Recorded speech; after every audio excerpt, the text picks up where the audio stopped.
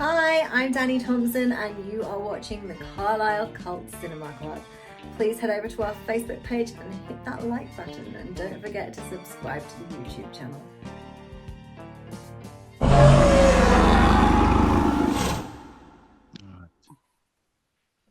Good evening, ladies and gentlemen, and welcome back to another Carlisle Cult Cinema Club Presents. And this time we've got a We Belong Dead Japanese special, and I'm joined by SimonJBallad, Ian Taylor, Eric McNaughton, and Darrell Buxton. Thank you guys all for being here. For those who don't know, Simon and Ian both write for the magazine. Eric is the publisher, the Grand Poobah, that was it. That's what it was going round in my head there. I couldn't think of what I was trying to say because of the conversation we just had. The Grand Poobah of We Belong Dead, and Darrell is writer and editor, an all-round good chap. But they all are as well. James? Pardon? I didn't know your middle name was James. Yeah. Wasn't just to show off the J bit, it's real. Okay. You dark horse. I'm not actually Christian though, so I'm technically a heathen. Oh, well, there you go. Oh man, right. So we've seen how this is going, getting off for the start. Anyway, brilliant, love it. So yeah, we're here for a Japanese cinema special. We Belong Dead released 2 issues, back to back. Issue 41 and 42. That's right. And then there's also a book out joining the 2 issues together in this nice, lovely format here, which isn't going to show me. No, it's there we go. Everyone's got their books out and things, which is excellent. So I've got both issues and the book, which is all good. But no, what a fantastic couple of issues they are. So whose idea was it? Let's start with that. Who came up with the idea of Japanese cinema for an issue? Well, I'd been thinking about it for a while. I love Japanese cinema in general, not just horror, but just Japanese cinema. And because, well, a couple of years ago, Darrell did the French themed thing, which, to be fair, I wasn't convinced would sell at all, but actually it became one of our best sellers, and I thought, oh, okay. And then I thought, this editor knows what he's doing, you see. So unlike the previous one, who he? But I thought let's do a Japanese. So I think I sent Darrell. I sent you an initial list of some of the better known movies, and then you added many titles to that, and then I think we just realized that this is going to be too big for one single issue. So in the past, we've kind of started to do this, since we publish on Amazon now, we can have as many different cover images as we want. We're not stuck with just one cover. So quite a few of our recent issues of the magazine, we've had alternative covers, but this time we thought it would be a bit different, and we'll have 2 covers, but 2 separate issues, but to come out on the same day.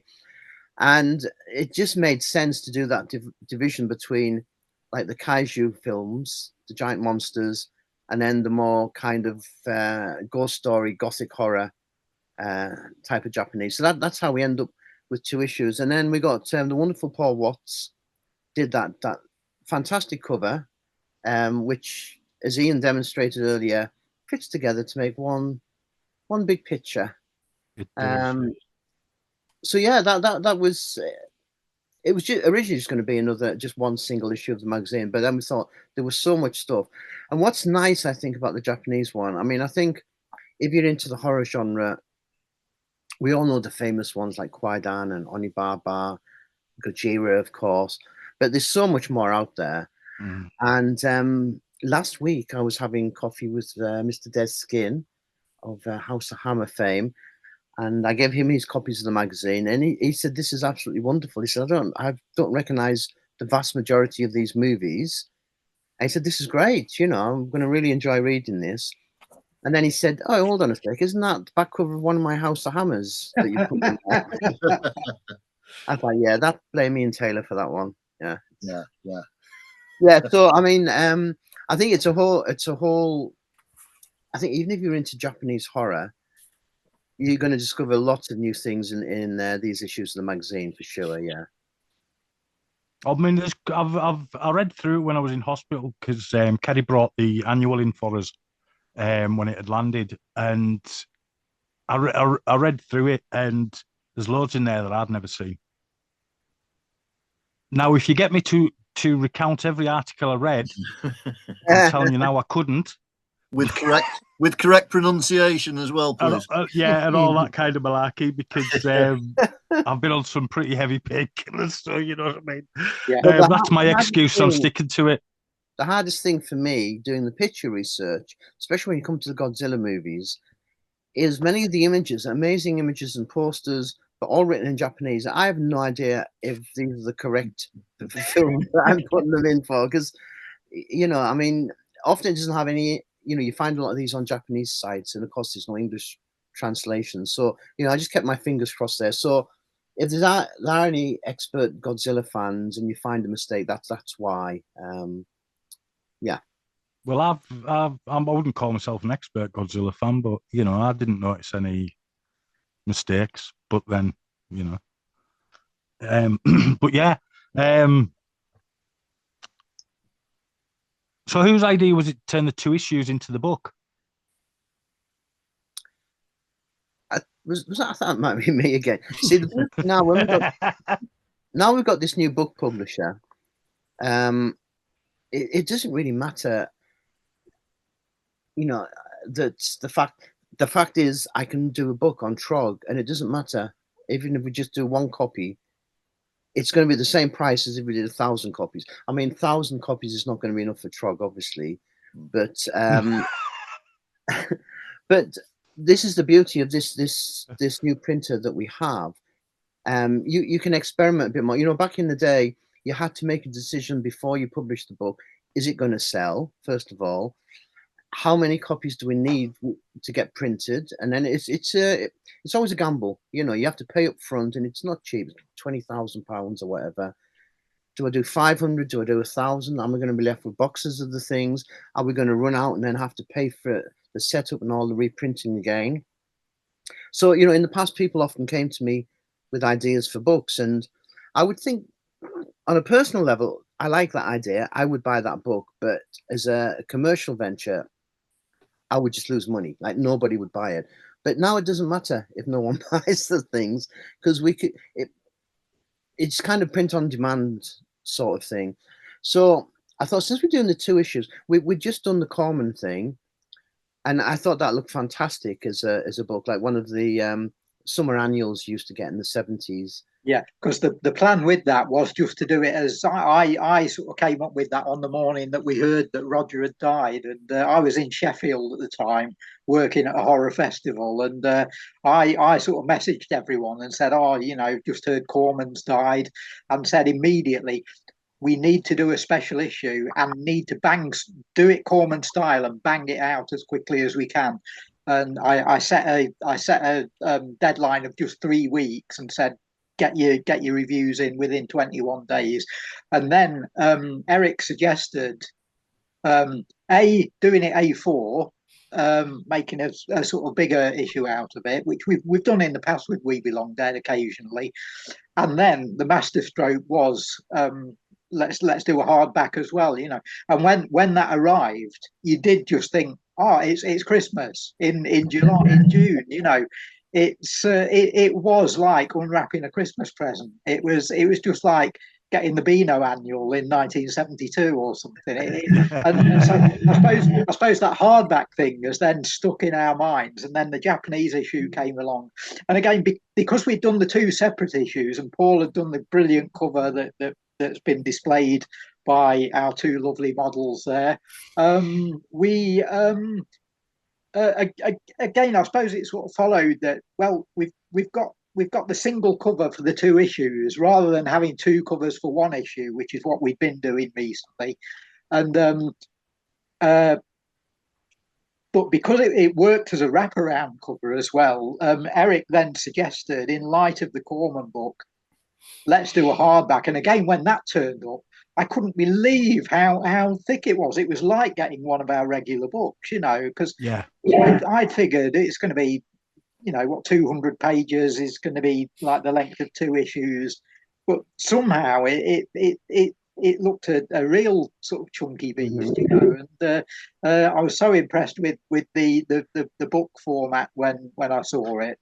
And of course, we're all getting on in years as well. So the print's twice as large in the book. So the pictures are twice as big. So you can you can watch them. You can read it all through your normal specs instead of getting your special ones out or your microscope or whatever. Well, it seems Ian's the only one who doesn't need to bother with that. There's no glasses there. The rest of us are all glasses wearers. Oh, there we go. Yeah. What he's not telling you is he can't actually see Paul, so he doesn't know. Well, that might be best for while looking at this motley crew, not being able to see us, Ian. Who knows? But anyways, I'm not even listening either. What? No, I said I'm not even listening either. It's a no sensory experience altogether. Let's start with Ian. You done 5 articles across the 2 issues, and the first one you done was about the Japanese Invisible Man, which I've never seen. Great article, but I've never seen the films. Thank you. Yeah, I think Arrow released them as a double, didn't they? Yeah, that's right. And that's where I first saw them. So it's 5 articles, but 6 films. Part of what I loved about this, and what I love about a lot of the We Belong Dead stuff, is not just writing about classics that I know about and everybody knows about. It's saying, I'll write about that one before I've even seen it, and then just experience it, and you kind of work out your angle for writing about it at that point. But it's discovering new stuff, and for something that's focused on a particular country, you're just looking at that whole different culture. The whole way of looking at things is just completely different to what you're used to. And when they take sort of a classic character or a variation on it and do their own thing with it, it's fascinating stuff. So, and both of the films themselves are kind of strikingly different as well, because there's a gap of a few years in between them. But it's great. You get little glimpses of stuff that they've picked up from the Universal films, but then after that, they just really go in their own way with some, these fantastic and really intriguing Japanese attitudes to things. The way they approach the dilemmas that are in the film. Two young scientists, both desperately battling to basically save everybody just because they want to get off with the daughter of their mentor, And it's that age-old story, isn't it? Yeah, well, I don't know. I've never been in that position, I must admit. But then the second one, Invisible Man versus the Human Fly, is it's just very much a different kind of film. The Human Fly itself is almost the key character for a lot of it. Thinking that makes you think they've been as inspired by The Fly as they have by the Invisible Man, and yet it's a crime story as well, and quite disturbing at times. I think the Human Fly is quite a disturbing film. Great films, really enjoy them. Ian, listening to you talk there, I picked up that from what you were saying about the way the Japanese studio had sort of borrowed from Universal and what had gone before. You could have almost been describing Hammer Films there, our beloved Hammer, in that they did very much the same thing. Took what we already knew was extant within the horror film and turned it British, turned it into their own what their own culture was, and it's interesting how this happens all over the world, and interesting how it was all happening around that same sort of time as well, sort of early 50s through to 1960. If you look around the world, Japan, Mexico, Britain, Corman in America, and none of these people knew each other, or there as we always say, everyone was writing letters to each other back then, and we had no internet or anything, and so all of this, there was something in the zeitgeist there. It must have had something to do with the end of World War II. Possibly, Paul. Yeah, maybe there was this sort of great creative sort of explosion, could well be, and it's really interesting how everyone sort of did the same themes, but as Ian said, in their own culture, and I think that's particularly special about the Japanese cinema. And Japan almost got there first, I think, because these two films you're talking about are 40s, aren't they? I think all 40s and early 50s. 49 and 50. Mid 50s, mid 50s or so, yeah. And then they did Godzilla, of course, which sort of predated almost every other monster movie aside from Beast with 20,000 Fathoms. They did their ghost stories were done before anybody else's. They did films like Ugetsu, and Japan just seemed to be ever so slightly ahead of this curve and this zeitgeist that was going on. Because of the war and the bombs, the atomic bombs and everything, there's a very dark theme running through them all as well. Yeah. Which it's dark, but I think combined with the sense of we're going to rebuild this nation, we're going to show you what we can do. There's a great science fiction story by John Brunner that was published in one of the old Fear magazines in the 90s, and it's all about these people having a discussion about World War II, and as they're talking about it, they actually arrive at the conclusion that World War II ended in 1971. And the reason they give this debate that's going on between these friends or sort of academics is that everyone stopped fighting the war in 1945 and Japan didn't. And Japan took it into the boardroom and spent the next 25 years getting everybody to buy a Japanese car and a Japanese TV. And in Brunner's story, these people conclude that, by the early 70s, by now we can sort of pinpoint it to about 1971, Japan won World War II. and there's that sense of that in these films. There is this sense of there's the darkness that's involved in them because of what's happened to the nation.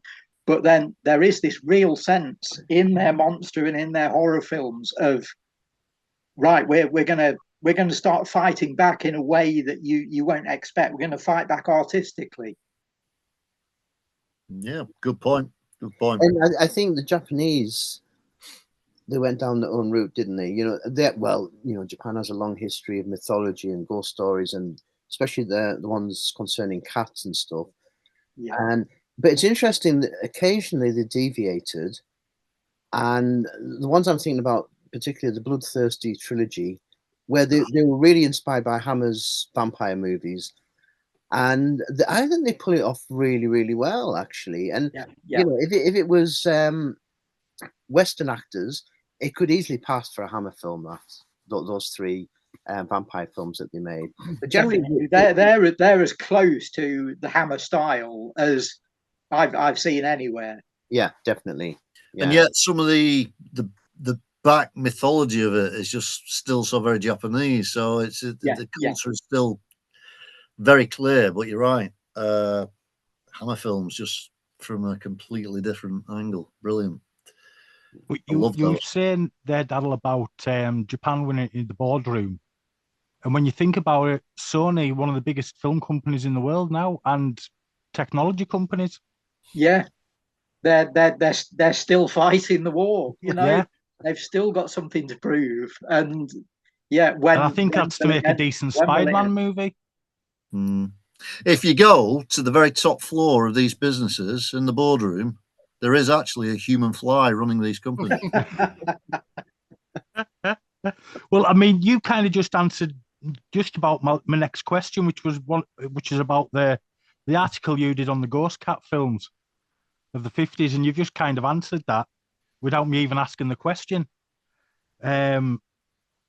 Yeah, So that- I mean, one thing we wanted to do with the issue, and especially with especially with issue 41, which was the non-kaiju one, was to pull out these areas of Japanese cinema that aren't well known in the West. You know, people know individual films like Onibaba, Kuroneko, Kwaidan, and but they don't necessarily know about the movements like the Ghost Cat movies.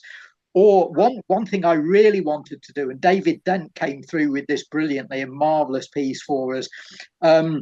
I've always loved the films of the director Nobuo Nakagawa, who again emerged at the same time as Mario Bava, Terence Fisher, Roger Corman, and a lot of horror fans haven't even heard of him. And he is crying out for a box set of his movies because they're fantastic. The one that people might know best and may have seen is Jigoku or Hell from 1960, which is in colour. But he'd done a few black and white movies before then, which are all really worth seeing. And also, I'd written a piece on the old 1820s play, Yotsuya Kaidan, which is like a sort of like a love triangle samurai ghost story. And that has been filmed in Japan hundreds of times. You know, I think there's about 30 lost versions made before 1940, you know, that have just disappeared. And people are still using that story in Japan today. And it even there was sort of a version of it in the West with the film Dwells, the Kevin Connor film, sort of riffed on that a little bit. But I thought when we were putting the issue together, I thought, yeah, we've got to get Nobuo Nakagawa in there. We've got to get the Ghost Cats in there. We've got to get Yotsuya Kaidan in there, because these are all massively, massively important areas in horror history. And yet a lot of fans, we sense, wouldn't know about them. And hopefully that's one thing I hope to have achieved with these issues, is to be pushing forward these areas. And like Ian said, the Invisible Man films and Japan's take on those. Again, a lot of people, certainly until the Arrow release came out, wouldn't have even heard of those films. I was particularly delighted, you know, talk to general movie-going public about Japanese cinema, and the one name they probably will have heard of would be Akira Kurosawa. You know, he's famous for his samurai films. So it was fantastic to have The Throne of Blood in there, which it is obviously his interpretation of Macbeth. And it makes you think it would have been wonderful if Kurosawa could have actually made an out-and-out horror movie. I think the nearest he got his final film, Dreams, which is one of my favorite films. It's an anthology film, but there's a couple of tales in there. There's one of like the snow creature takes the form of a woman, and there's another one about the dead soldiers from the Second World War, and it gives you a hint of what he was capable of doing. And I think the one with the dead soldiers, I mean, correct me if I'm wrong, Darrell, but I think Ishiro Honda had a role in that. Yes, he did, because Honda and Kurosawa, again, people don't know this necessarily, but Honda of Godzilla and all the great kaiju titles, and Kurosawa, the master of Japanese cinema, were best mates, and had sort of often sort of advised each other on their projects and stuff, and occasionally would work together. And yeah, Honda, towards the end of Kurosawa's career, was coming in and doing sort of second unit stuff, and you know, being an assistant director and so on, and really getting a sort of major role on the production.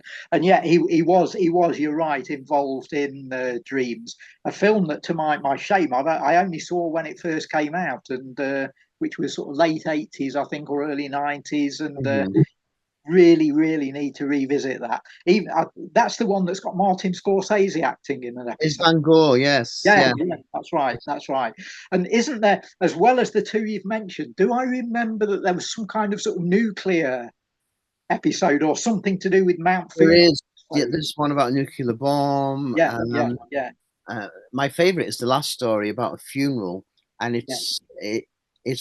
I know it sounds bizarre, but it's one of the most joyous pieces of cinema I've ever seen. It's absolutely fantastic. I think it's one of his best films, but it's one that's everyone watches the samurai films, of course, but I think that was him at his peak, definitely. Yeah. So let's put the question to you, Eric. You've raised it, so let's get an answer from you. If Kurosawa had made a horror movie, what do you think the theme of it would have been? I think it probably would have been a samurai. It would have been set in 16th century, and I think it would probably been a supernatural ghost. Yeah. Well, you're describing Yotsuya Kaidan there, so he could have done a version. He could have done the biggest and best and most epic version of that, maybe. Yeah. It's because a lot of these Japanese ghost ones, of course, the famous ones like Onibaba and Kwaidan, most of the stories are set in that era. Yeah. The samurais in the 16th century and that, which I think adds something to them. What was interesting about reading the article, because you did it chronologically, is there's been this huge resurgence of Japanese horror cinema. But again, you look back at the older films, everyone will know Kwaidan, Onibaba, these kind of things. You look at the kind of resurgent Japanese horror, and people will know Ju-on, The Grudge, and Ringu, but not necessarily there were so many Japanese horrors from the 80s, 90s, 21st century I knew nothing about. Yeah. And a lot that haven't been released in the West as well. So we've tended to cover the ones that you might be able to get on DVD or Blu-ray over here, but we've really only scratched the surface, I think, in issue 41. Issue 42, I think the Kaiju, I think we got most of the classic Japanese monster movies in. I don't think there are many that we missed, but the issue 41 is like it's like the tip of the iceberg, really. That makes me think of the 70s film I wrote about the Inagami family. The one that Des is complaining about because we ripped off his cover. Yes, yeah. Ripped off his cover. He's included in the article. That's where I first saw an image of the film on the back of House. Well, we really had to put that image in. If we were covering Inugamis, we had that's the sort of classic image that horror fans will know from that back cover of Des's Hammer magazine. So you'll remember, Darrell, they actually messaged you after I'd done my research and started writing and said, do you realise that this film is actually a detective story based on books, and the detective in it is in 72 novels? Yeah. And loads of them have been filmed. You then found one, didn't you? Yes, yeah. So that it's just 72, and versions. And there's a whole franchise there. Then, tell us the story about that. I mean, you'd written this article. You'd never heard of this detective character before, who's in the Inugami's movie, and tell us the story about what then happened with you sort of finding a copy of one of the books.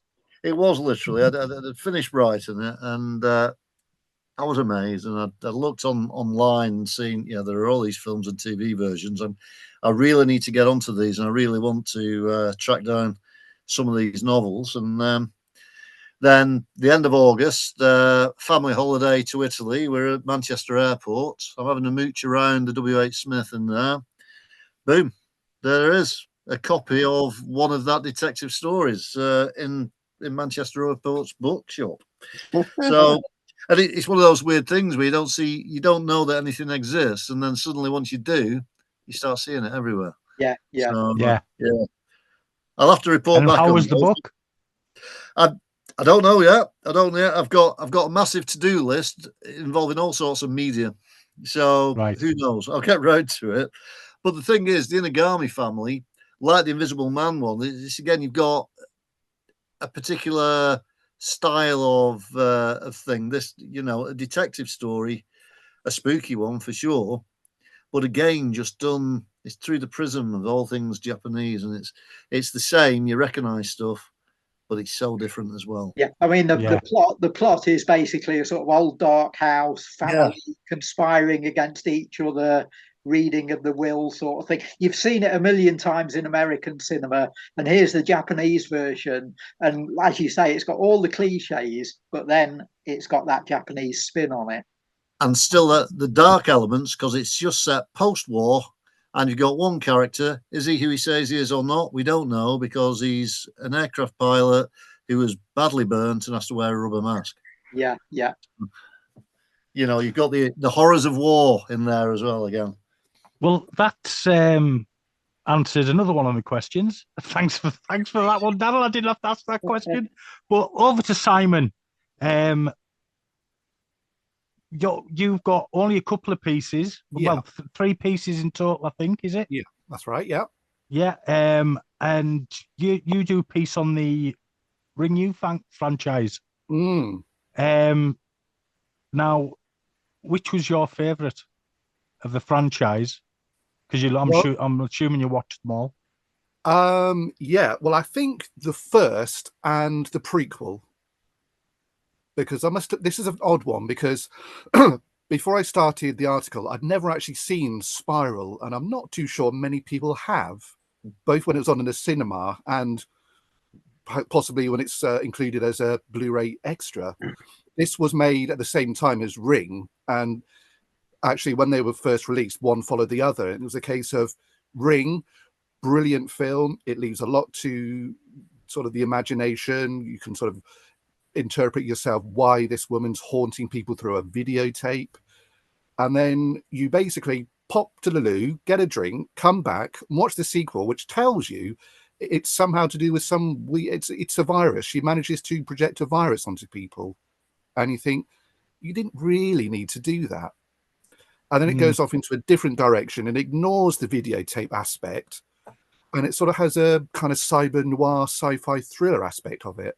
And yet, oddly, the official sequel is more faithful to the first film. The tape's there, some more of the characters are there, and yet it goes the other way to the point where it's so like the first film, you kind of think, you didn't really need to make this, actually. So, bizarrely, I think Spiral is the better film, but the worst sequel. So the good thing about we've also in the mag got a piece on the Grudge films, and it strikes me from what Simon's saying there that we think of American horror franchises, and quite often their sequels go off in mad directions. Yeah. Think of some of the later Friday the 13th, for instance. But Simon, would you agree? I don't think there's anything quite as convoluted as a Japanese horror franchise. Quite. I mean, I don't have massive experiences with them, but certainly with this one, they just seemed a desperate urge. We've got to rationalize it. We've got to explain it. Let's do Halloween 6. Let's unravel it, and let's not give people a mystery. Let's tell them exactly what's going on. And it's just not what you need, because the first film works. And it's got this wonderful old-fashioned quality to it, which is, although it was made in 1998, it's still when not many people were online. So you've got physical investigations, going to people, going to libraries, that kind of thing. And I guess the plot basically goes back to M.R. James as well. Well, I was going to say, this is Night of the Demon, and obviously M.R. James as well. Just, instead of a piece of paper with runes on it, it's a videotape. Yeah. And it's got one of the most wonderfully, and this is the other thing why we didn't need the sequels, is because the ending is so wonderfully dark and bleak. It's a case of, oh no, my little baby, my son has seen the video. What can I do? Right. Dad, I'm coming to visit, and I've got a video I'd like you to watch. And that's how it ends. Why would you want to carry on after that? Because then we get this, now which one is it? Spiral, she starts off dead because the actress wasn't in the first sequel. But then in Ring 2, she's actually in it.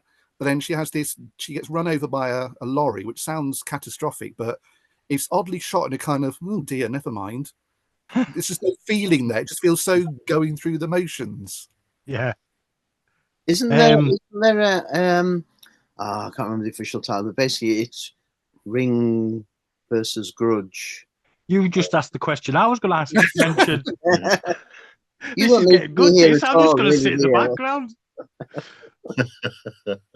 Paul, just rip your questions up, because we're like psychic here. We know what you've got. You must have been in my head when I was writing all these questions. Well, yeah, as Eric said, there was a grudge, and Ring kind of pitted them both at each other. I don't know. All it's missing is having Abbott and Costello in it as well. or the Japanese equivalent. Yeah, whoever that might be. But the Ring. I've seen the first one, but I haven't seen the sequels.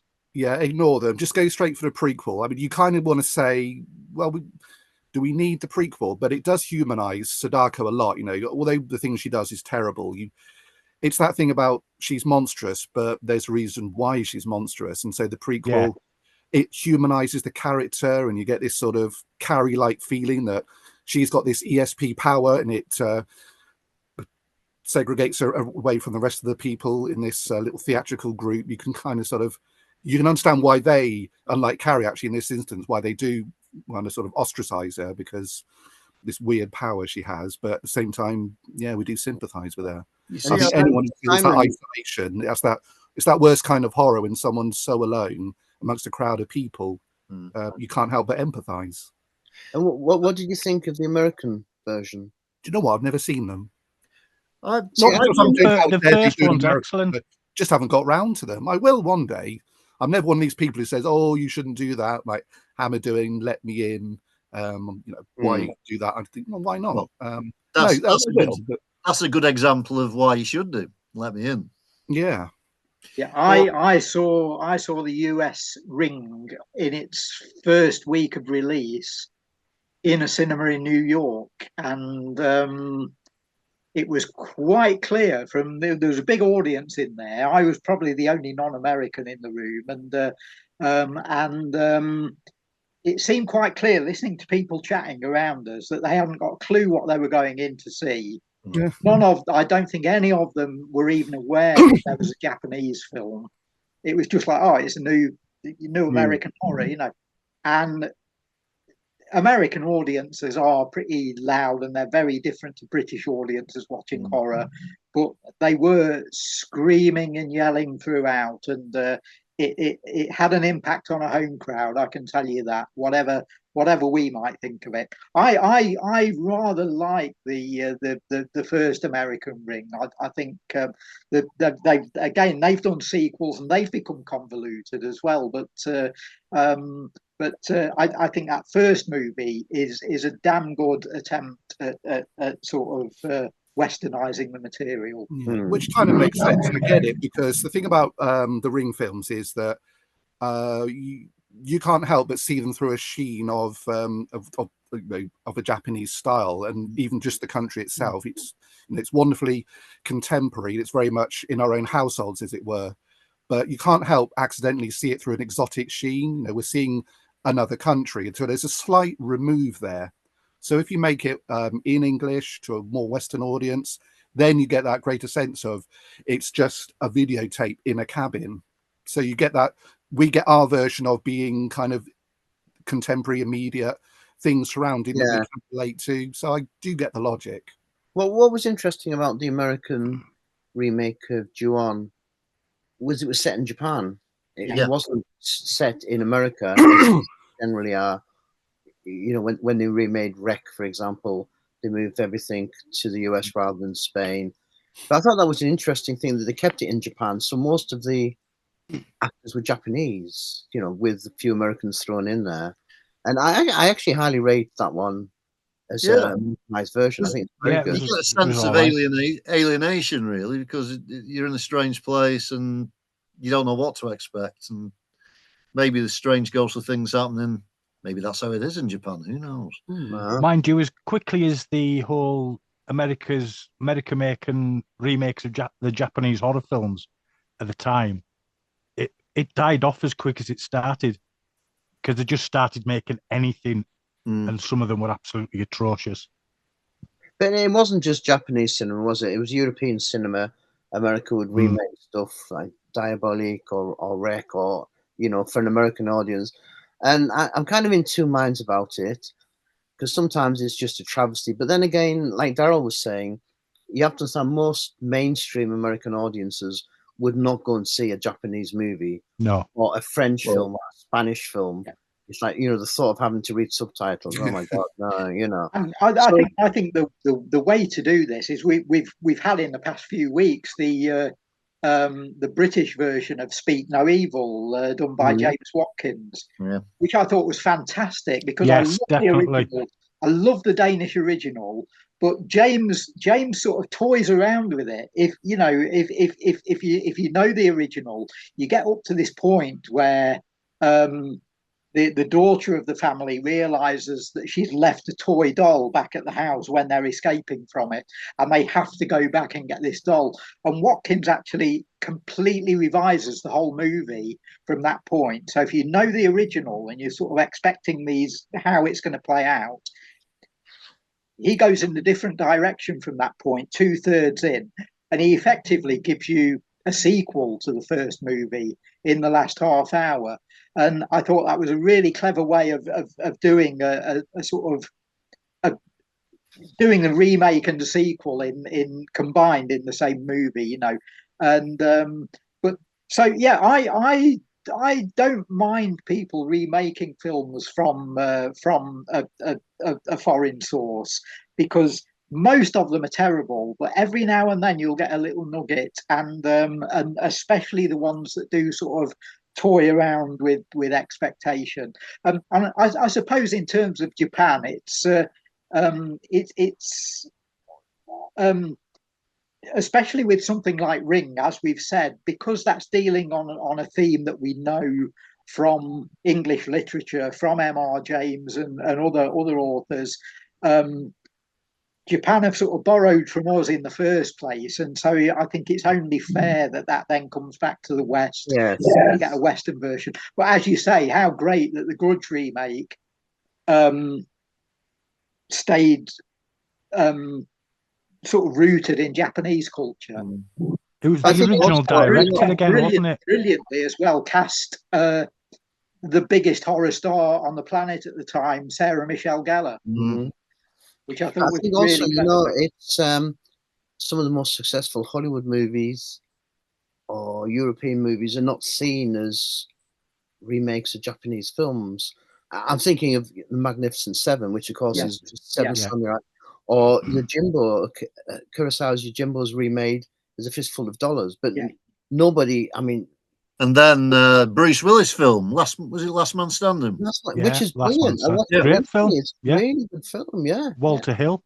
So a lot of Japanese films have been remade, but you wouldn't necessarily know they were based on a Japanese. Because again, I think they convert easily. Those samurai stories convert easily into a Western setting or a sort of neo-noir setting, and you can retell those stories with that American sheen and that sheen of American cinema on them.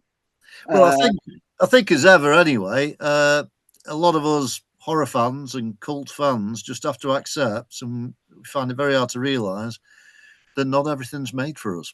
No, that's it. That's the As thing. what we were saying earlier on about the New Salem's Lot. Enjoyable. I enjoyed it, but it wasn't made for the likes of us. It was made for a younger audience who may not have read the book or seen the other versions. And they need something modern to hook onto. Exactly. So the weird thing is that I think, not to be patronising, but I think to a millennial audience, it's easier to digest a period film than it is a film that's set in the 70s and 80s. It's a weird liminal period where people are wearing jeans, people are driving cars, but it's a very odd non-digital world, and I think there's a sense of non-identification there, which removes. I think as well. Another thing with that, Simon, is that there are people that are alive who and people like us who are sort of prominent in the community. We're prominent in the horror community and sort of banging on about our favourite films all the time, and not yourself, but me, Eric, and Ian were sort of around at that time, sort of growing up in that era, and we love talking about it, And I think to a younger audience, there is a sense that oh yeah, if someone sets a film in the 70s, all these boomers are going to come out and start banging on about it, and whereas if it's set in the 1850s, yeah, you can get it. yeah. But no, it's an excellent film. Over to Simon. Now, you've wrote an excellent piece on Akira. Yeah, probably Thank the you. greatest animated, one of the greatest animated films of all time, especially on the anime side. Yeah. And it was always one of the ones that I can remember. I seen it not when it was first released on the cinema. It was shown at one of the cult nights years ago in Carlisle, and it's an absolute cracker. Obviously, for folk who haven't read, what were your thoughts on Akira, Simon? I just love the fact that it seems to take from many sources, again, borrowing, but maintains its own unique style. I mean, this is something that there's a sense of a Clockwork Orange here. You've got someone who's got this amazing power, but it's destructive. But then you see this future world, you sort of see that that's not necessarily a bad thing. To kind of destroy everything, can start afresh. When you see things like the school, all the kids are so bored and indolent, and there's graffiti everywhere, you can't help but feel on an apocalyptic level, maybe it's a good idea to just destroy everything and start again, because it's also awful. But you also get this, there's a bit of a incredible shrinking man feeling, that you've got this sort of division between the micro and the macro world. So you're thinking big, colossal, universal thoughts on a big scale, but also it's just a guy who's frustrated with the world around him. And it's just, and it's wonderful. And I suppose the good thing about anime is that to give this sense of a lost soul in such a vast world, obviously back then in 1988, you could have done it on film with matte paintings, but to do it on anime, you can expand that world so much bigger to make someone feel so small and insignificant, and yet, I think huge thoughts. I mean, it's always the one time. anime. It's always the one anime that everyone thinks is the one that broke through big time. But really, we'd been watching anime on TV since we were kids, like Battle of the Planets and stuff like that. And even before that. Yeah, we go back to Marine Boy and things like that in the 60s. You know, I grew up on that. So Speed Racer. Yeah. You know, so it was always Astro Boy. It was always prevalent on, especially American TV, I suppose, at the time. But yeah, it's always seen as this big breakthrough. And it seems to be where everybody got their big love for anime. Yeah.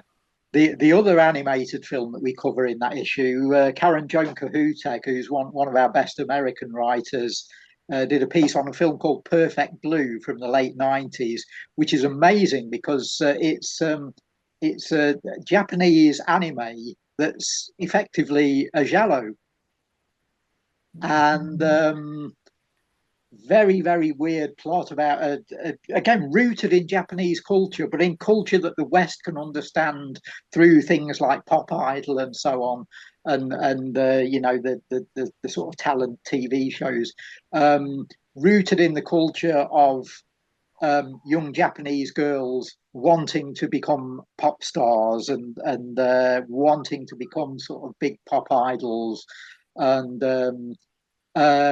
so it's got that background to it, but then it's part of the plot is about the central character, the girl who is this pop star, having sort of layers and levels to her life and to her what's reality and what's fantasy. Are these things really happening to her or aren't they? And then in the middle of all this, she's got this obsessed fan who's like a killer in a hoodie, chasing around after her with a knife, and great movie, and again, one more so than Akira, I think, as Simon's pointed out there, Akira, I think, uses its drawings and its whole sort of palette brilliantly to get that sense of scale and scope, which you couldn't really imitate adequately in a live action film. I think Perfect Blue roots itself in, because it's got this sort of reality versus fantasy plot, it can root itself in reality to make that plot more effective. But in doing so, I think you could make a really, really good live action version of that plot. And again, it's another film. It did get British cinema release in the late 90s. I saw it at the old Metro cinema in Derby, but where anime always did extremely well with the Derby crowd and still does to this day. Yeah, although it got cinema release over here and a sort of fairly big VHS release, it's Perfect Blue is a film that I think has been a little bit forgotten. And so again, it's a nice one for us to sort of big up in the mag. Well, there's quite a few in the issues that I must admit I've not seen, so I'll be checking quite a few of them out. So I'll be checking that one out. And Darrell, you wrote another piece about Crazy Family. Oh yeah. Well, that's another film that features a teenage pop star or sort of budding pop star. Crazy Family is my favourite film of the 1980s, and again I saw it at Derby's long gone Metro cinema, where I basically lived for about 20 years. You know, I was never out. I lived 5 minutes up the road from it, and I spent more time in there than I did at home, I think. But Crazy Family came out in the UK in 1986, and that was a year when Michael Parkinson stood in for Barry Norman on Film 86. And the classic one, you can watch old videos of Parky on YouTube. You've probably all seen his reviews of things like Phenomena and things like that from that era. And basically, Parkinson would come on every week and he'd just sort of complain that, you know, why don't people make films that have got Gene Kelly in them anymore, you know? And you know, what's happened to Cary Grant, you know? And I think he'd got a point, you know, but things had changed, and he just couldn't accept that he'd been given this job at the BBC to do the film program, and there was all of this what he saw as shit. Oh, Darrell's froze. Oh, blimey! He swore. This is you can swear on this podcast. I don't mind. Oh. But yeah, obviously not. You get frozen. Well, yeah, that's it. He's with a big smile on his face. It's like the Joker's just got him. Oh, dear. How weird. Oh, well, we'll just continue anyways. Yeah, because we didn't get quite into that Crazy Family story. When it returns, we'll return to it. And coming 2 years after Crazy Family, Ian, you wrote a piece on Evil Dead Trap. Yes, I did. Yeah, that was another one. Yeah, I was going to say it's classed as Japan's first splatter movie, opening the gates for some of the things we've talked about, really. Yeah, because I suppose when you look at Japanese genre films, you look at the modern ones, and some of them are really quite horrific, you know, in many ways. And you look at all of those, the old Kwaidan, etc., they're all really, really classy and eerie. And where was the tipping point where it became something else? I'd never seen Evil Dead Trap before. That was another one where I thought, oh yeah, that sounds interesting. Right, I'll have a look at that. And it's mad as a box of frogs. It really is. There's so many different things going on it, and the title, people might be expecting something that's pure Evil Dead. Occasionally there are camera angles or noises which you think, yeah, that's kind of a bit Evil Dead-esque, but it's very much its own thing. It's just its own thing is an awful lot of different things.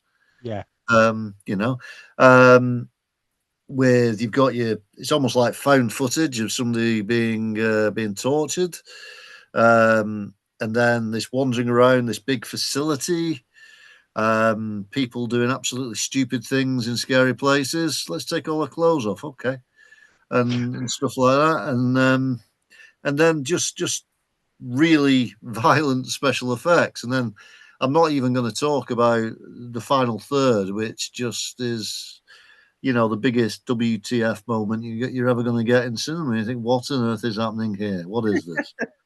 It's such a crazy film, but it's never less than entertaining. That's for sure. I've got it on DVD, but I've not watched it. It's a film I've owned but never watched. Oh, you really need to. Yeah, I think because I thought it was just going to be a Japanese Evil Dead ripoff. No, it's really not. It's really not. It would be hard to categorize it in many ways. Sometimes it's almost a bit like Saw. You know, there's some unless there's a supernatural slant, it's hard to explain how some of the deaths happen. They are very, very sort of technical and involved, you know, with people getting hit by spears from all sorts of different directions at once, and there's a lot of shock value. But it's really well done. It's just completely off the wall. Completely. That was me just replying to Darrell. All right, I see. He keeps knocking on the door, doesn't he? But reconnect.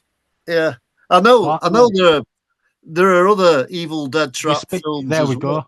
Yeah, there are other Evil Dead trap films as well. Not all involving the same director. Not necessarily connected anyway. But I don't think he was actually that much into horror. He was more into making erotic films. And you think, wow, you know, that's quite a leap. Yeah. It's got to be said, we are getting a fair bit of top shelf sort of material in We Belong Dead at the moment, and it's not planned, but you've heard it here first. Eric and Darrell corrupted me. made you put some top shelf material on. Never watched anything like that before in my life. We Belong Dead will be given out in plastic bags. Yeah, with plain brown paper. Yeah. That's it. That's what's going to be happening. So back to Darrell with Crazy Family. Crazy Family. Yeah, as I was saying, it's not really a horror film as such, but it's got enough sort of horror type violence in it to justify putting it in the mag, I think, and just being another little flavour of Japanese cinema at the time, you know. And it's a film about what the Japanese call a salaryman, you know, a sort of office drone, office worker, middle management sort of person. And he and his family move out of their crowded apartment into a new house. And they love it. You know, they've got this great new house on this sort of estate that's a little bit like the ones you see in Spielberg films. It's a bit like E.T. or Poltergeist. Yeah. You know? And they've got these two teenage kids. One, as I say, wants to become a pop star. The other, that's the daughter. The son is like this sort of techno head who shuts himself in his room all day and plays about on his computers, and with sort of, he's got this neon pyramid that he sits inside in the middle of his room. He's a bit of a weird sort of character. And then the mum, who's a typical sort of housewife. And then the grandfather decides to come and stay with them because he's been thrown out of his house or something, or he needs a place to stay. So already their new paradise is infected by the fact that Grandad comes to stay and they don't want him there. And then white ants invade the house, or termites or something get under the floorboards, and the dad goes mad and starts smashing the floor up. And this all escalates into the entire family trying to kill each other. And it's great. There's comedy in there, but there's also sort of satire. There's little bits of odd sexual violence and so on. The grandfather tries to attack the granddaughter and things like that. And, again, we're back in that top shelf territory there, you know. Get the brown bags. Yeah. But Crazy Family is just a blast, you know. And I remember seeing that in '86, and I'd seen Michael Parkinson's review where he said it was terrible.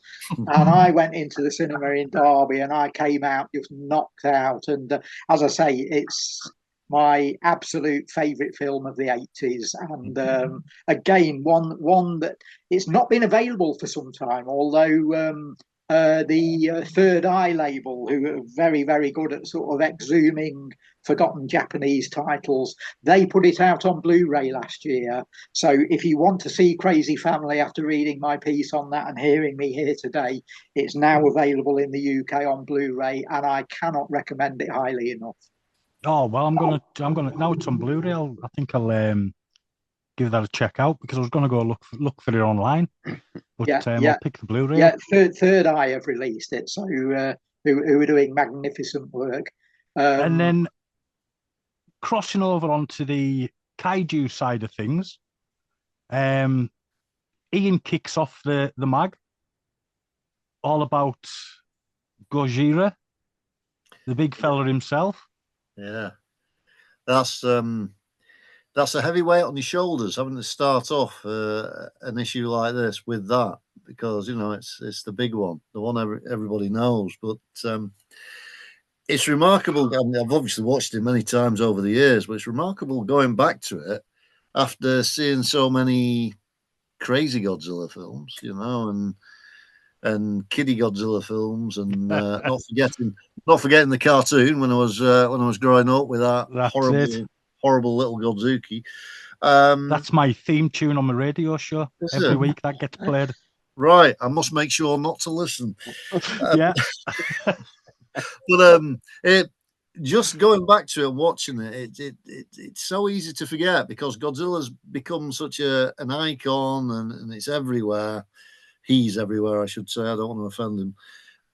That as a standalone movie, if you just take it like that and look at it, it really is one of the, not just a granddaddy of the big monster films because of when it was made, but just it towers above so many other films. Literally, very brutal as well.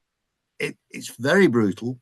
It's again, there's some of the comments characters make referring to Hiroshima and stuff like that. It's really sobering, and just the attitudes of characters. The way they're scared of having their city decimated again. It's incredible stuff, but so well made. And I know that there's one point where I think you've got an old man and a younger guy sitting on the hill looking out to sea, and you just see it's boats or fishermen coming back, but you're constantly looking and thinking, is it going to be the monster? There's kind of a pall of dread over the whole thing. Foreboding. It's that's an amazing thing. I think what's wonderful about that issue is it's bookended by Gojira and then Godzilla Minus Zero, which is in the same kind of tone as that original. And Darrell will remember this. And the first time I'd only ever seen the Americanized version, Godzilla King of the Monsters, and which took out all those dark references about Hiroshima and Nagasaki and all that stuff, and just made it a monster movie, basically. And the Japanese original is a very different film indeed. And the first time, I think it was the same for you, Darrell, the first time I ever saw that, we got a 16mm print at the Festival of Fantastic Films. But it was from Germany. It was in Japanese, but with German subtitles. Yeah. It was the first experience of Godzilla. But even with all that, it was still you could sort of follow it even then, I think. I think we sort of got the darkness of it even from that version, didn't we? Absolutely, yes. It was just an amazing coincidence that I'd watched Godzilla, the new one, the Minus Zero. Minus Zero, yeah.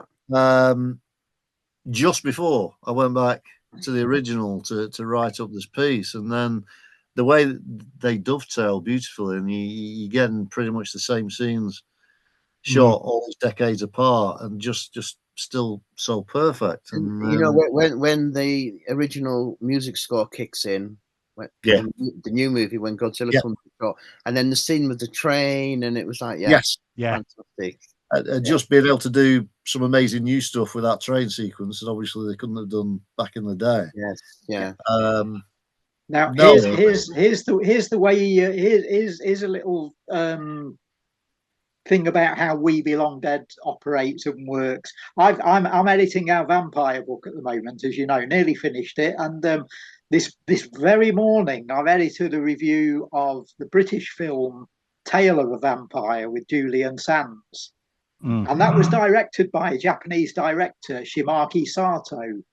And people often say I know everything and I've seen everything, you know, and I have this reputation. But I learned something from that review. Shimaki Sato, the director of Tale of a Vampire, I had no idea about this. She is married to the director of the latest Godzilla film. Oh, wow. Ah, there you go. So it all sort of rolls around, you know, and even the editor of We Belong Dead can learn things a time or two, you know. But yeah, I think Eric sort of insisted, because we were talking about this mag around, although it came out in June, we were talking about it around sort of November, Christmas time, weren't we? And planning out the whole year's issues. And I know you sort of said we've got to, because my initial list of titles didn't include it because it hadn't come out yet. But I remember, Eric, you saying we've got to find room for that. You know, we've got to put that in the mag. And as you say, it's a perfect bookend. It's a superb film. Yeah, it's Well, great. Here's an interesting thing, because I watched Godzilla Minus Zero with my daughter Tilly, she's 11 now. We watched it subtitled, of course. She's quite happy with that. That's good parenting. Okay. And she was crying a lot. She really, really enjoyed it. And I said, right, let's have a look on YouTube if we can see, because I'd seen it before. It was sort of a video clip, and it had bits of every single Godzilla film. Wow. All the way through. And we sat there and watched it all, and I thought, how is she going to react to stuff like Versus the Smog Monster and stuff like that? And I swear there is not a single clip she did not love. Brilliant. And as much as she loved the new one and all of the drama and the emotion, she was like, yeah, I really want to see Godzilla versus the Smog Monster and stuff like that. It's good to see that it can all, whether it's the serious stuff or not, pass on to another generation. Well, I mean, obviously, talking about the others, I got to write all about them and gave Darrell a massive pain in the ass by writing. Well, Paul, you did a great job. We'll put that on record. So, you know, so you covered the Showa era, didn't you? The initial 15. I did. Yeah. And I should have put Ian said covering the first one was daunting. You know, you doing that and then the next 14 must have been a hell of a job. Well, the thing is, as I was saying to Eric, a lot of them are quite samey. So it's hard to write a different review when all you've got to say is, well, the miniatures looked good. Yeah. Or they just changed a little bit on the costume.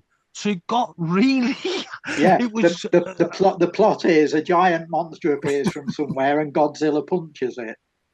Yeah, especially when you kind of get into the bits where it's... Everyone is the space aliens coming who are controlling, you know, monsters. And you're just like, oh, man. But because I had a massive love for the films, I mean, there was some of them films I'd watched while I was writing Peace 3 times. Just to, you know, just over and over, just to make sure. I thought I've got everything I can, because as I say, some of them were just so samey. Yeah. And again, in here in the UK, they've been staples on kids' TV in the 70s and early 80s, you know. And again, they were films that I grew up on. I was watching on TV when I was about 10 or 11. I distinctly remember seeing Ebira Horror of the Deep shown at about 4:30 on ITV on a Thursday afternoon when I got home from school when I was about 10. And that might have even been the first Godzilla movie that I saw. And you know, I was hooked straight away. A giant lobster fighting a giant green scaly monster. What's not to like, you know? See, my first Godzilla Saturday morning TV was King Kong versus Godzilla. And the scene when Godzilla comes out of the iceberg always stuck with me. Okay, the King Kong is like, well, I don't remember King Kong looking like this. This is strange. But then your granny's fur coat on left. Yeah. Yeah. But then which quite rightly, Godzilla minus zero gets all the acclaim, which is wonderful. But I know, Simon, you wrote about Shin Godzilla, which I equally rate. I think it's a fantastic film. And it was interesting to write them together, because I did a tiny little bit on Godzilla minus one, sorry. Shin Godzilla is very much like an ensemble piece. There's so many characters in there. It's so funny saying about westernized versions and making it more palatable. There's something about Shin Godzilla, which is, the Hollywood way of doing it. That's your way. This is how we do it. It's so un-Hollywood that I think that's why I like it. And it's even like a comedy, because you've got so much bureaucracy going, what the hell are we going to do about it? All these different levels. And it's like an episode of The Office or something. Yes, Minister. Yeah. And the fact that the final resort, you've got all these scientists and government ministers, right? Send in the geeks. Yeah, send in the geeks. Because obviously, no, it's all right. I mean, my first, because I've got that's my last question as well, is asking Simon about the Ringu. I don't even know how to pronounce that last era, to be honest. Riwa, that's all I've been saying, which could be Riwa. There we go. The Riwa era of the big fella. I mean, my first introduction to Godzilla was the cartoon, Hanna-Barbera cartoon in the late 70s. And then first time seeing him on film will have been Godzilla versus the Cosmic Monster. Which is one of my favourites still to this day, because my dad got it on pirate video, and while him and his mates would watch it to laugh at, I was watching it to go, this is amazing. And then Channel 4 had seasons of them in the 80s. Yes, yeah, that's where I saw most. Yeah, and they'd show them quite late on at night, and they'd show maybe 2 or 3. I've still got my VHS tapes of all those. Yeah, they were brilliant. And I had them on VHS tape myself. And for a while, that was the only way to get them in the UK as releases, whatever was released on VHS. And then, because there was no proper big releases of them over here until you kind of got into the 90s and you started getting a lot of VHSs over. But yeah, and up until, for me, it was really until I got to see them all properly 2004 when I moved in here and got the internet. I've no idea actually which ones I've seen. I'm glad you got your VHS tapes of the Channel 4 series, because you should be able to tell me which ones I've actually watched. I was watching that YouTube compilation. I thought, I have no idea which ones of these I've seen. I might recognise that monster. Oh, Nick Adams, but that was about it. Well, Ian, there's this handy guide to the Godzilla films. It's this magazine called We Belong Dead, I think it is. If you check out issue 42 of that, it's got a full checklist of reviews of all. I've never read it. It's a superb read. Back to Simon. Did you enjoy the 3 animated ones? Yeah, again, it was that sort of being able to expand the even in an era where we could do this on film. There's still, I don't know. I think there's still something that if you've grown up watching cartoons, there's still something that's programmed in you, which is it's all a lot of fun. So when animation goes dark, it suddenly becomes really captivating. Because the one thing I did like also about going from Shin Godzilla to Godzilla -1, it's this complete contrast to a big ensemble cast to just having sort of one focus. I think it's like the analogy I think I made, which is that during the during the pandemic, they were showing images of Wembley Stadium and saying that's how many people died, and you almost can't process it. Yeah, and that's kind of Shin Godzilla in a way, and maybe that's why it's sort of fun to watch. Whereas Godzilla -1, it's like seeing that one photo of someone on a ventilator. It just seems that more immediate. Yeah. So you got hero shots in a way in Shin Godzilla when he goes from that weird kind of shuffling, boggly-eyed creature, which sort of looks, it's either really bad CGI or it's really creepy, depending on your sensibility. It's got the But when googly you eyes. it's Godzilla, even though he's going to destroy things and kill people, you still go, yay. But when you see the first breath happen in Godzilla -1, you really hate Godzilla because of that one person. He wasn't really a hero at all. And it's non-Hollywood in the sense that he then gets this woman with a baby plonked on him, which he resents. It's the very anti thing. One thing I hate in American horror is the phrase, let's do this.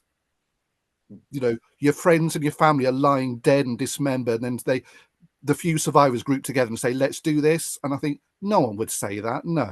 Someone who's got so much angst in his own head gets lumped in with someone else. There's no companionship. It's a case of, I can't deal with my own issues. Why have I got to deal with yours? And with that little drama, suddenly Godzilla is a right shithead. Now, I must admit, when there's that sense of, oh no, the bruise is grown bigger. He's not dead yet. You're meant to go great, but you end up going, oh no. Yeah, I think the thing is, Simon, you've hit it on the head there. It's not a movie about Godzilla. It's a film about a guy with PTSD. Yeah. It's a drama about a man suffering from trauma, and Godzilla happens to be in it and happens to be part of the cause of that. And so, yeah, you're right. We hate the big beast for it. And again, because we've been conditioned to love Godzilla over the years, and we all do. Yes. Suddenly, very sobering. He's you can't. I don't think you can even use a frivolous phrase like calling him the bad guy. He's the entity that's responsible for causing this guy's problems, you know. Yeah. It's very telling that his breath, when it hits, it looks just like an A-bomb. Yeah. I did a talk earlier this year at the UK Ghost Story Festival on where it was sort of imaginary friends in films or imaginary characters, and I actually posited the idea that Godzilla might not even be in the film. He might be in the guy's head. I like that. And there's a reading of that. I did say the same about Halloween Ends as well. I was just going to say Godzilla in Halloween Ends. Yeah, I think in Halloween Ends, Godzilla probably is in Godzilla -1, although there is this reading of it. If you watch the film and say he's a figment of the pilot's imagination, I think it works. Halloween Ends, I think, is a better film if you approach it from that standpoint and say Michael Myers isn't here. This kid has got these issues, and in order to get those out and possibly go on a killing spree himself, he needs to sort of justify that in his own mind. And also, Jamie Lee, stop trying to stick your hand down the garbage disposal. Yeah. That's it. But again, that reading of Halloween Ends, because the thing is with Michael Myers movies, people always say, oh, he dies at the end, he gets his head chopped off or whatever at the end of every film. You know, how does he come back? Well, in this one, we know what happens to him at the end. No spoilers for anyone who's not seen it, but we know what happens. And it seems to be the ultimate. He's gone, you know. But if you read it as he's a figment of this kid's imagination, he's still out there somewhere. Stalking. There might be another trilogy. There's the real horror. You know? Not just possessing kids. Yeah, but I do think that using Godzilla in that way, which you know, you can argue whether I'm right or wrong on that, but I think it's an interesting take on the creature, and even if he is there, whether Godzilla's there or if he's imaginary, I think he still has exactly the same function. Yeah. It's exactly what Simon has just described. It could easily be some natural catastrophe like an earthquake or something. Yeah. Or this could be a much more intimate little, let's say it wasn't even a horror or monster film. Let's say it was a film made in, say, Canada, America, France or somewhere that was about an office worker with troubles and sort of trauma, and his boss is his sort of belligerent and overbearing boss putting pressure on him and saying, you've got to stay late, you've got to do overtime, you've got to do this, you've got to reach this deadline. That was causing this guy's stress, you know. This You've almost made a connection between Godzilla and Reginald Perrin there. Yeah, indeed. It is, but you know, that's the point. I think the new Godzilla film and stories like Perrin have got a bit of crossover. You know, if you boil them down to the essence. One thing I want to mention in relation to Godzilla -1 is I've done this little sidebar piece at the end of the Kaiju mag where I just do a page picking out some little favourites of my own. And I've picked out things like the Chewits monster from British TV commercials and one or two other little bits, Kitten Kong from the Goodies. But one I've selected is a Japanese film that's directed by the director of Godzilla -1. It's called Always. Now, God, what's the title? It's a film series called Always, and I forget the full title, but it's all set on this street that I think is Sunset on 3rd Street. It's called, yeah, Always Sunset on 3rd Street, and the Godzilla director, who, as I say, is married to the director of Tale of a Vampire, he directed these films in the early part of the century and around about 2005, 2006. And they're like family dramas set in the 1950s. But Always 2, and you can see the clip on YouTube, opens with Godzilla coming into the town and wrecking it. And so for that guy, who was clearly a massive Godzilla fan, to do that, and apparently Toho made these drama films, the Always films, and Toho apparently officially regard Always Sunset on 3rd Street Part 2 as being an official Godzilla movie. So I thought we've got to mention it in the mag. And it's just this 2 minutes at the start of the film. There is then an explanation. There's a rational explanation as to why Godzilla is in this movie. And it goes, and you then get 2 hours of the sort of family drama. But yeah, check out Always Sunset on 3rd Street Part 2 on YouTube, and you'll see the 2-minute Godzilla scene, which is fantastic. It's amazing, and it's no surprise whatsoever that the guy was hired by Toho to actually make a proper Godzilla film, and did such a great job on it. Fantastic. Well, on that bombshell, we'll say good night. But before we go, got to give a plug for the next episode that's coming out, which is me and Eric talking all things Trog. Oh yes, yes, Eric's Trog special, which I hope gets a mention in the book. Eric, you better be giving that a mention in the book. You know, before the book, there was a Trog special podcast, which was literally weeks in the making. Slightly longer effort. They put more effort into that than they did into making Trog, I think. Oh man, that's brilliant. But thank you guys all for being here. Pleasure. It's been an absolute pleasure hosting this podcast, and it'll be out next week. As I said, the lovely Danny Thompson's out this week, so you'll be out the week after. Then Eric, and then Dominic Grunt after that. Fantastic. So a nice lineup coming up. But no, thank you all for being here. Pleasure. I've been PD. That's been Simon, Ian, Eric, and Darrell. We Belong Dead editors, writers, pictorial editor, Grand Poopah. Yeah, and we're starting to appear on Blu-rays as well. Yeah, that's it. We're on a couple of the upcoming Treasured Films Blu-rays. Treasured Film stuff as well. Look out for us on there. Stop us now. That's it. I'm very honoured to be part of it all, I must admit. Thank you for letting me write about films. But no, we'll get off. Thank you all for being here, and we'll speak to you next time. Thank you very much. Cheers. Goodbye. Thank you. Hi, I'm Danny Thompson and you are watching the Carlisle Cult Cinema Club.